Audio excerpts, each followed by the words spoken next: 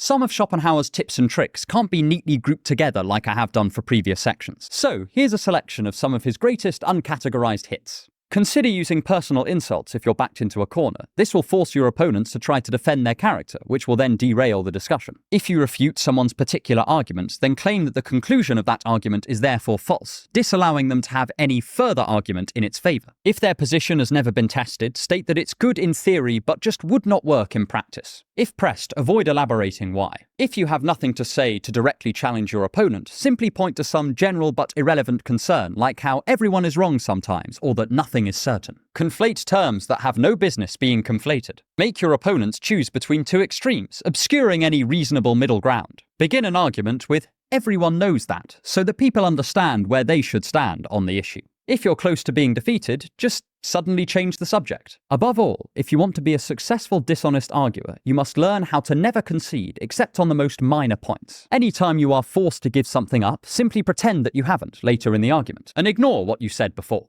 Each time it appears you've lost some dialectical territory, launch an immediate counterattack to reclaim it, or just assume it again when your opponent's not looking. Refuse to engage with the substance of your interlocutor's arguments, and employ every tactic of exaggeration, obfuscation, and distortion in your power to make them seem ridiculous. Nothing is off the table. No principle should hold you back from an ad hominem attack or a blatant misrepresentation. Cast logic out the window. It is no longer your master. Your only guiding light is the optics of what you're doing. How it will be seen by others, whether they'll think you have won the debate. Don't see conversation as a potential search for truth, but rather a competitive sparring match where the object is to humiliate rather than construct or communicate.